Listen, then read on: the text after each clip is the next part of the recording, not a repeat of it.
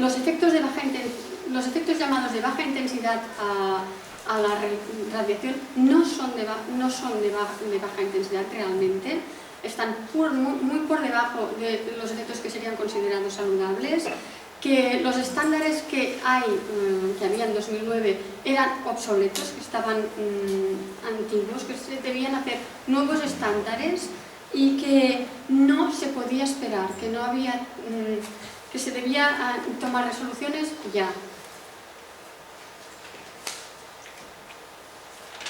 That was the year 2010, and what has happened since then, I will very shortly summarize all the things. But one very important issue for you is, and you know in English, Englishmen say, never trust a pretty face. You should not trust me. You should instead go to the literature. Today I have spent time on 10-15 publications. There are approximately 25,000 more for you to read. You have to read them, and you have to think and read and think, and finally come up with a decision for yourself and for your family. And if it goes to hell, don't blame me. I told you that you had to read for yourself.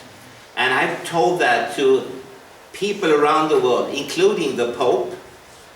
I've told it to presidents, emperors, prime ministers, governments, parliaments, health authorities, and so on. And I constantly send submissions to expert panels. The last 2 weeks there has been a huge number of such expert panels in Canada. And we send the information and say, hey, there's a lot more out there, please consider this. If not for yourself, at least for the future generations. At least for children that are yet to be born. Think about them. And also, don't be so afraid. We are talking about toys. If all of these gadgets suddenly would disappear, nothing would change. You will still breathe, eat, go to the toilet, sleep, love, hate. Nothing will be altered. Life will continue. But the question is, what will happen when you 24/7, whole body irradiate everything on this planet at levels that are only to be understood in biblical terms?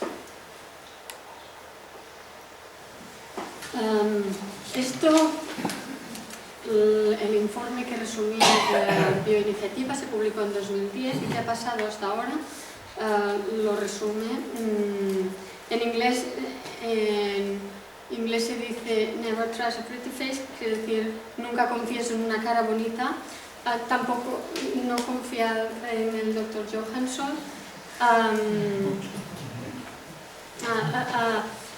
Sino acceded a la literatura. Él ha hablado de 50 informes, de unos 50 informes, pero hay 2000 más. Leer, pensar, volver a leer, volver a pensar y luego podéis tomar una decisión para vosotros mismos, para vuestra familia. Él ha hablado con muchísima gente, incluido el Papa de Roma, con primeros ministros, presidentes, gobiernos, etcétera, etcétera. Les ha dicho que debían considerar esto, si no era para ellos, para la generación actual, para ellos mismos, podían considerarlo para las futuras generaciones.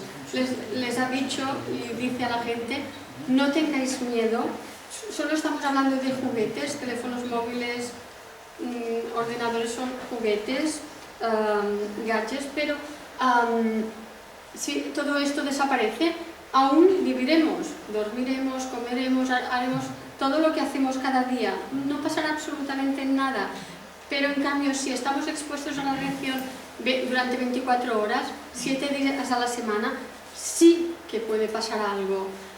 Y estamos hablando de números, esta exposición a la radiación, números que solo se pueden comentar en términos bíblicos, números enormes. So what has happened 2011, 2012 and even to than 2013. I will just give you a few more examples. In May 6, 2011, the Council of Europe said that mobile phones and wireless networks must be banned in schools. Their Council of Europe committee examined evidence that the technologies have potentially harmful effects on humans and concluded that immediate action was required to protect children. Not tomorrow, but today, now we must do it. May 31st, 2011, then the World Health Organization, through its cancer organ called the International Association for Research on Cancer, classified radiofrequency electromagnetic fields as possibly carcinogenic in class 2B. And then you have to remember that the World Health Organization has a class 4 for things that are proven safe.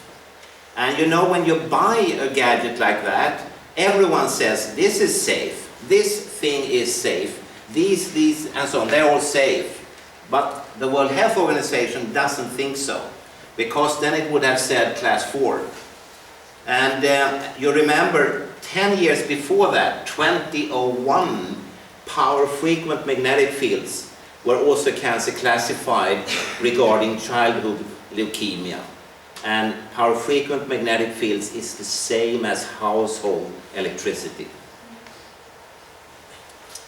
October 12, 2012, the Italian Supreme Court ruled that mobile phones can cause cancer in a patient. And finally, now we're here in Barcelona, and maybe the answer to the question is no more full-scale experimentation.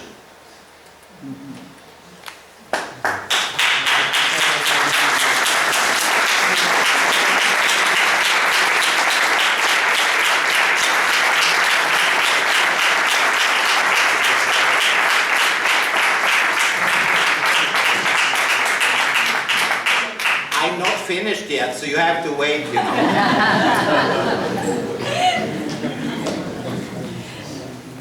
Dice que no ha acabado, que se esperen. ¿Qué se ha hecho hasta ahora, después del 2010? En 2011, en el año 2011, el Consejo Europeo decidió que lo que se debía hacer era prohibir los teléfonos en la escuela. Recomendó que se prohibieran los teléfonos en la escuela. Que se debía hacer en ese momento, no en un futuro. También en 2011, en 31 de mayo de 2011, la Organización Mundial de la Salud dijo que los campos electromagnéticos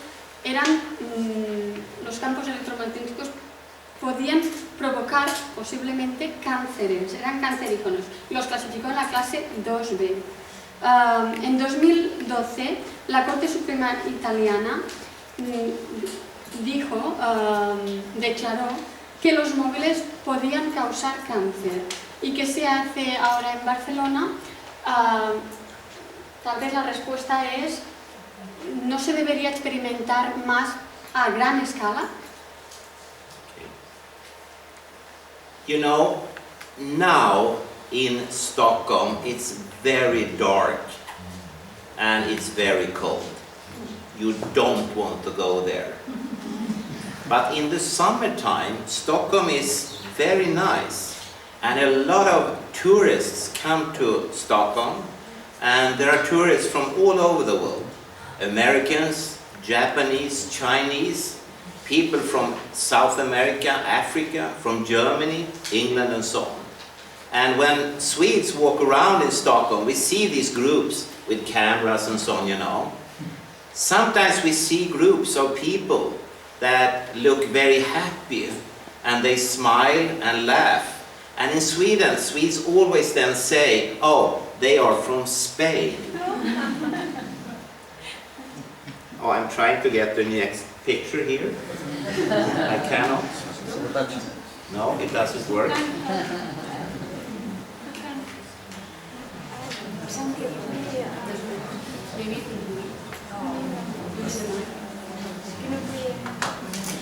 Something odd down.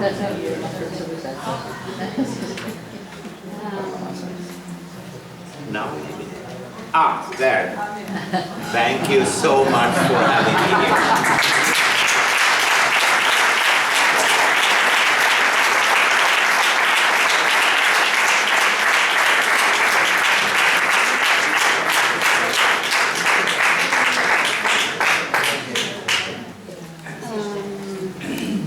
En Estocolmo ahora todo está muy oscuro, hace mucho frío, pero durante el verano es bonito, es mucho más bonito. Y muchos turistas de todo el mundo vienen a Estocolmo, a visitar Estocolmo. Cuando los suecos ven a los turistas, muchas veces los ven reír, los ven haciendo fotos. Cuando los ven muy felices piensan, estos son españoles. Les agradece su atención. Gracias por estar aquí.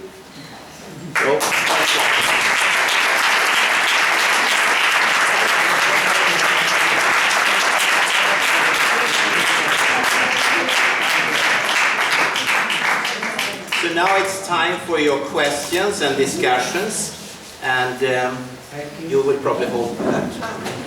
Ahora hablará la doctora Valls y después la mesa. Yeah. Okay. Sorry.